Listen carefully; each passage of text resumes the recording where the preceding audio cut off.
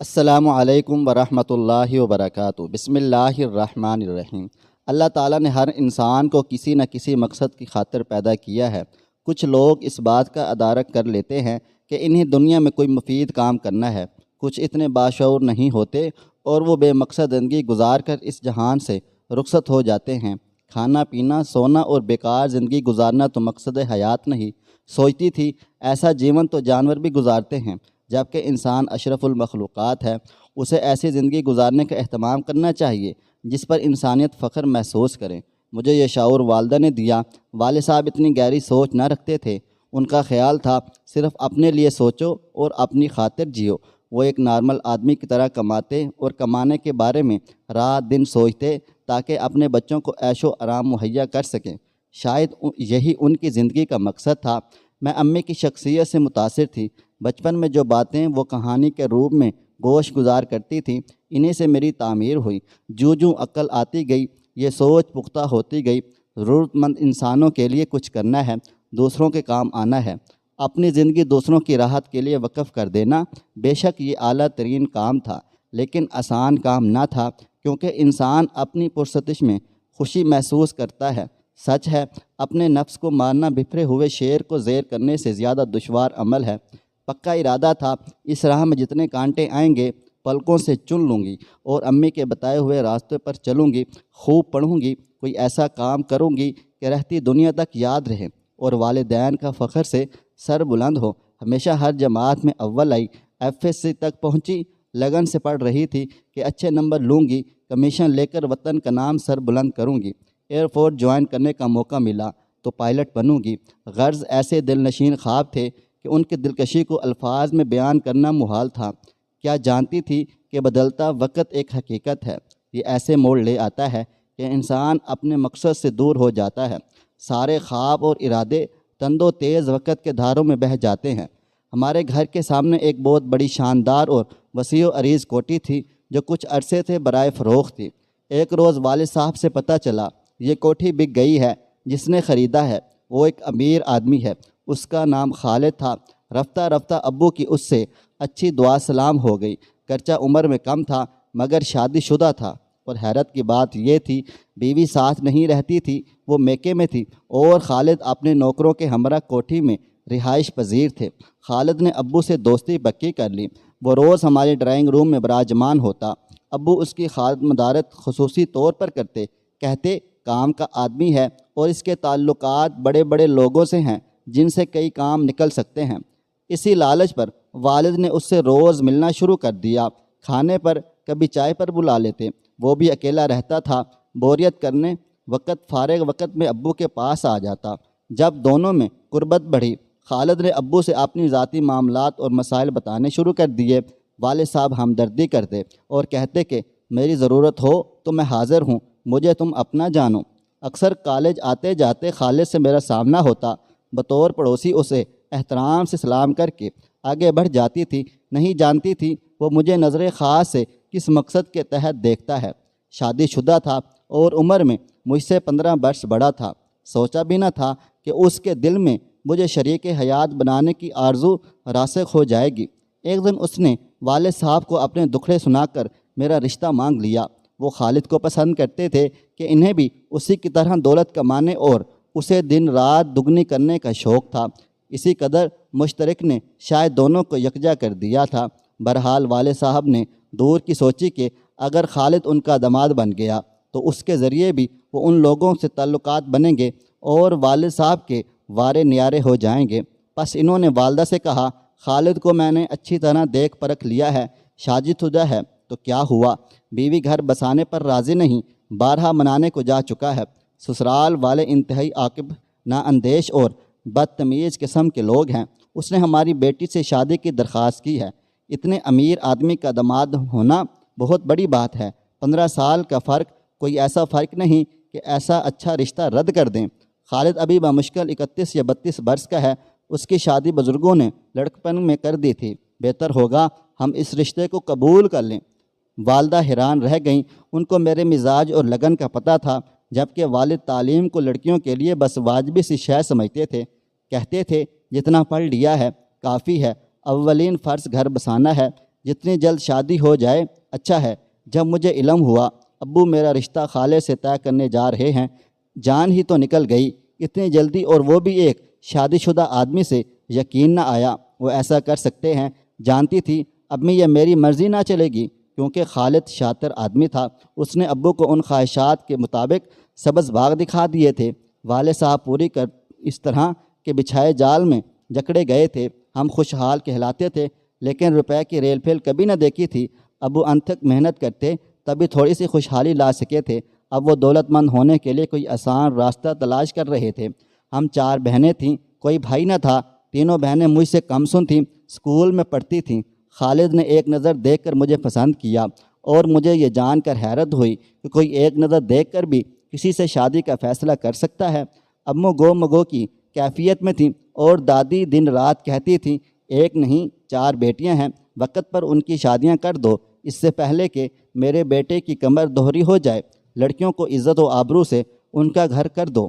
میرا بس چلتا تو تعلیم حاصل کرنے چین چلی جاتی، مگر خالد نے ایسی ابتدا ڈالی کہ آنن فانن والد صاحب میری شادی کی تیاریاں کر رہے تھے۔ خالد نے جانے کیسا اسم پھونک کر انہیں شیشے میں اتار لیا تھا۔ جب کوئی حل نہ ہوا سوچا خود خالد سے بات کرتی ہوں، اس کو سمجھا کر منع کرتی ہوں کہ اپنی اور میری زندگی کو غارت نہ کرے، ہرگز میں اس کے ساتھ گزارا نہ کروں گی۔ امید تھی کہ میرے ارادے کو بھانپ کر وہ غلطی کرنے سے باز رہے گا، کیونکہ پہلے ہی وہ ایک بیوی کو گنوائے بیٹھا تھا۔ کئی روز تک منصوبہ بناتی رہی کہ کس طرح اور کہاں خالد سے بات کروں کہ والد کو پتہ نہ چلے۔ جی چاہتا خوب کھڑی کھڑی سنا دوں کہ ہمیشہ کے لیے میرے بارے میں سوچنے سے بھی باز آ جائے۔ جانے اسے کیا سوچی تھی کہ ایک بیوی کے ہوتے ہوئے میرے گرد چکر لگا رہا تھا۔ ایک روز کالج سے گھر آ رہی تھی کہ ایک گاڑی کو اپنا تعاقب کرتے پایا۔ یہ خالد تھا۔ میں ایک طرف ہو کر ٹھہر گئی۔ اتفاق سے میرے سامنے ایک ریسٹورنٹ تھا۔ اس نے میرے نزدیک گاڑی کی رفتار کو دھیما کر دیا، جیسے مجھے لفٹ کی پیشکش کرنا چاہتا ہو۔ تبھی میں نے ہاتھ کے اشارے سے اسے روکا اور کہا ذرا ٹھہریے اور میری بات سنیے۔ اس نے گاڑی کا دروازہ کھولا تو میں نے کہا کہ گاڑی سے اتر کر بات سنیے۔ وہ باہر آ گیا۔ اب میں مشکل میں پڑ گئی کہ فٹ پاتھ پر جہاں لوگ آ جا رہے تھے کیسے اس سے بات کروں۔ میں تو اسے ہر طرح سے دھمکانا چاہتی تھی کہ کانوں کو ہاتھ لگائے، اور سب سے بڑا عذر یہی پیش کرنا چاہتی تھی کہ شادی شدہ ہو کر میرا رشتہ مانگنے کیوں ہمارے گھر پہنچ گئے۔ پبلک پلیس کی وجہ سے ایسا ممکن نہ لگا۔ میں نے ریسٹورنٹ کی جانب اشارہ کیا، اندر چلو۔ اس کی باتیں کھل گئی۔ ہم ہال میں ایک طرف بڑی کرسیوں پر میز کے ارد گرد بیٹھ گئے۔ بڑی خوش نصیبی ہے جو آپ نے خود مجھے عزت دی، میں تو ایسا سوچ بھی نہیں سکتا تھا۔ تعاقب کرو گے تو لفٹ ملے گی ہی نہیں، لیکن ایسی لفٹ دوں گی کہ عمر بھر یاد کرو گے۔ کبھی تم کو یہاں بٹھا کر بات نہ کرتی، لیکن جس اقتدار میں تم نے مجھے ڈالا ہے اس کا واحد حل یہی تھا کہ تم سے 2 ٹوک بات کر لوں۔ تم نے مجھے اس قابل سمجھا، میں کتنا خوش قسمت ہوں۔ اس نے بات شروع کی، یہ تو آپ کو بعد میں پتہ چلے گا کہ آپ خوش قسمت ہیں یا نہیں، مگر میری عرض سن لیجئے۔ یہ لفٹ میں نے آپ سے باتیں کرنے کے شوق میں نہیں لی، بلکہ آپ سے یہ پوچھنا مطلوب ہے آپ شادی شدہ ہیں؟ پھر دوسری شادی کی کیا ضرورت پیش آ گئی، وہ بھی مجھ غریب کم سن اسٹوڈنٹ کو آپ نے طاقا، جس کی زندگی کا مقصد اعلیٰ تعلیم حاصل کرنا ہے۔ اس نے میرے سنجیدہ لہجے کو انتہائی غیر سنجیدہ موڑ میں لے لیا۔ وہ ہنس پڑا، پھر گویا ہوا، آپ واقعی شادی نہیں کرنا چاہتی یا مجھ سے شادی نہیں کرنا چاہتی کہ میں شادی شدہ ہوں؟ دونوں باتیں سمجھ لیں۔ پڑھائی کا جہاں تک معاملہ ہے یہ شادی کے بعد بھی جاری رکھی جا سکتی ہے، اور دوسری بیوی کا معاملہ ہے تو آپ میری بیوی سے خود ملیں۔ اس کا ذہنی توازن درست نہیں ہے۔ میرے چچا کی بیٹی ہے اور چچا کی بڑی جائیداد کی تنہا وارث ہے، اس لیے مجھے بزرگوں نے کم سنی میں قربانی کا بکرا بنا دیا۔ آپ میری والدہ، بہن، گھر والوں سب سے مل کر اس معاملے کی تصدیق کر سکتی ہیں۔ مجھے تحقیق کرنے کی ضرورت نہیں ہے، کیونکہ مجھے آپ سے شادی نہیں کرنی۔ اگر آپ کی بیوی کا ذہنی توازن ٹھیک نہیں تو اسے طلاق کیوں نہیں دے دیتے؟ کیا محض اس کی جائیداد و دولت کی وجہ سے؟ نہیں، اسے عمر بھر کے لیے ایک محرم بھی تو چاہیے جو اس کی دیکھ بھال کرتا رہے۔ ابو اور چچا نے سوچا کہ ان کے بعد فریہ کی بیماری یا اچھے برے وقت میں محرم کی ضرورت ہوگی، پھر کون اس کی خبر گیری کر سکے گا؟ نازیہ، تم کیا کہنا چاہتی ہو؟ تم کیا کہتی ہو؟ کیا انسان کو خود غرض بن کر جینا چاہیے؟ انسانی زندگی کو بے مقصد جان کر گزار دینا چاہیے؟ اگر نیک اور اچھا مقصد بھی نظر میں رہے تو کیا برا ہے؟ میں آپ کی اس بات سے اتفاق کرتی ہوں، لیکن ابھی شادی نہیں کر سکتی۔ درخواست ہے برائے کرم کوئی اور رشتہ دیکھ لیں، ورنہ آپ کی یہ دوسری شادی بھی ناکام رہے گی۔ یہ کہہ کر میں ریسٹورنٹ سے جو ہی باہر نکلے، والد صاحب کو سامنے پایا۔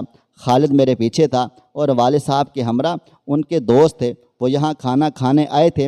والد ان کی موجودگی میں نظریں جھکا کر خاموشی سے پاس سے گزر کر ریسٹورنٹ کے اندر چلے گئے۔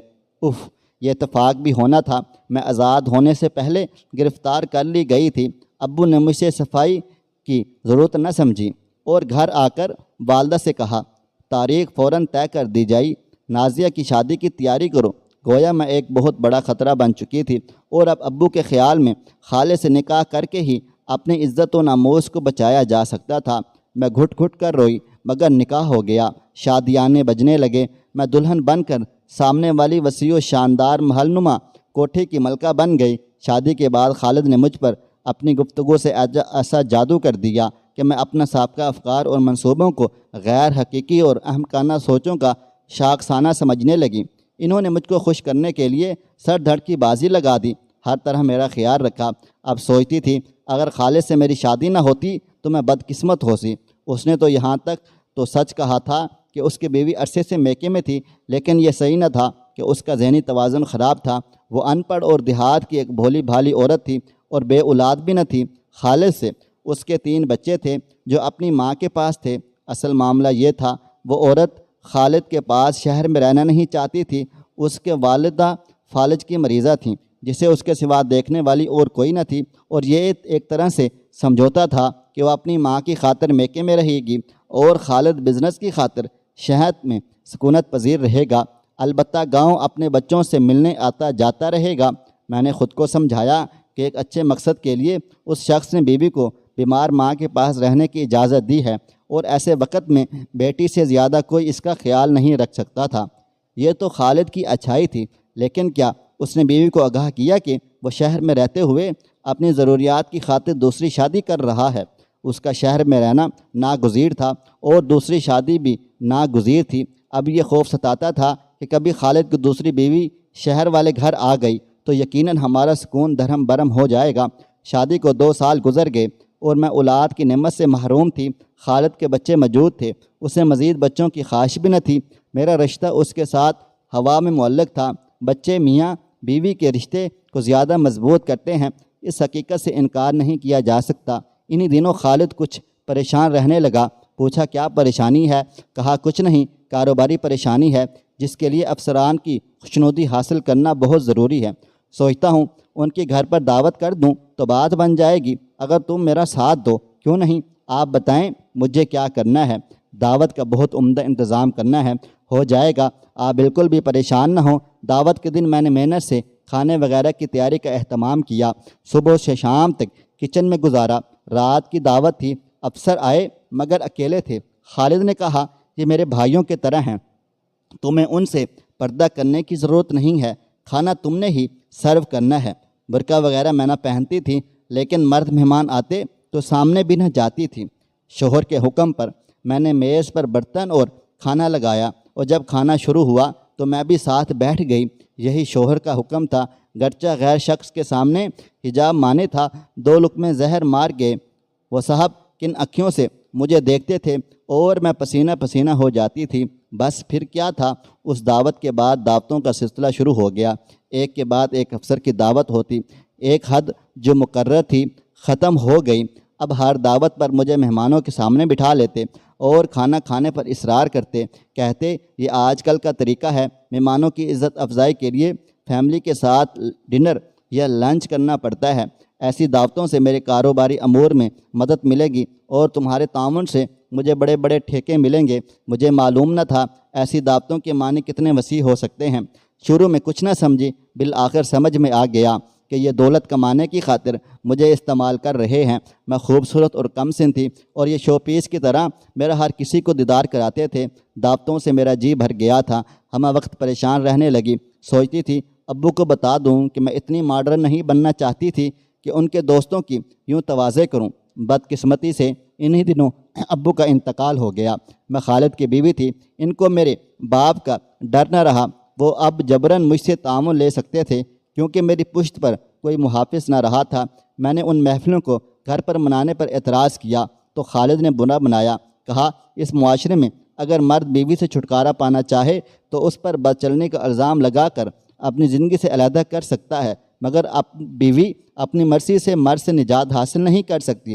لوگ بد چلنے کے الزام پر تو بغیر تصدیق جلد یقین کر لیتے ہیں، مگر مرد اپنی بیوی کو اگر بدی کے اندھیروں میں دھکیل دے تب بھی وہ کچھ نہیں کر سکتی۔ خالد شاید مجھے ایک کمزور عورت سمجھ رہا تھا، لیکن میں اندر سے اتنی کمزور نہ تھی اس سے قبل کہ وہ مجھے ہوس زہر کی خاطر کھلونا بنا کر بدی کی راہوں پر دھکیل دیتا۔ میں نے دعوت میں آنے والے اس کے ایک دوست افسر کو اعتماد میں لے لیا۔ اس شخص کا ضمیر زندہ تھا، اس سے فریاد کی، آپ ایک بہت بڑے افسر ہیں مگر مجھے نیک طبیعت لگتے ہیں۔ خالد کا افسروں کو دعوتوں پر بلانا اور اس سے گھلنے ملنے پر زور دینا مجھے بالکل بھی پسند نہیں ہے۔ میرا ایسا مزاج نہیں ہے، میں اس آدمی کے ان طور سے سمجھوتا نہیں کرنا چاہتی۔ آپ میری مدد کر دیں۔ کیا تم خلا لینا چاہتی ہو؟ جی ہاں، خالد کی نیت جان چکی ہوں۔ اب تو دعوت میں شراب بھی رکھی جاتی ہے، مجھے یہ منظور نہیں کسی غیر مرد کی طرح اس طرح مہمان نوازی کروں۔ اس سے آگے کی منزل کیا ہوگی آپ خود سوچ سکتے ہیں۔ اس افسر کا نام اشرف تھا۔ اس کی غیرت جاگ گئی۔ یوں اشرف کی مدد سے میں نے مینوشی کی محفلوں میں ساقی بننے کے ساتھ ساتھ خالد جیسے طمع پرست شخص سے بھی نجات پا لی۔ عدالت سے خلع لینے کے بعد میں نے شادی نہیں کی کیونکہ اب میرے لیے شادی میں کوئی کشش باقی نہ رہی تھی۔ خود کو معذور لوگوں کی بحالی کے لیے ایک ادارے کے لیے وقف کر دیا جہاں ان بے کسوں کی مدد کر کے سچی خوشی ملتی تھی، ایسی خوشی کے جس کی مجھے بھی خود تلاش تھی۔ اب میں ایک مطمئن زندگی گزار رہی ہوں۔ سچ کہتی ہوں، صدقے دل سے انسانیت کی خدمت کرنے سے بڑھ کر اور کوئی راہ سکون نہیں ہے۔ دوستو، ویڈیو پسند آئی ہے اس ویڈیو کو لائک کریں، شیئر کریں۔ اگر آپ نے ابھی تک میرا چینل سبسکرائب نہیں کیا تو ابھی کے ابھی سبسکرائب کر لیں، ساتھ میں بیل آئیکن کو بھی ضرور پریس کر لیجئے گا تاکہ نئی اپلوڈ ہونے والی ہماری ویڈیوز کا نوٹیفیکیشن آپ کو بر وقت ملتا رہے۔ مجھے اگلی ویڈیو تک اجازت دیں۔ اللہ حافظ۔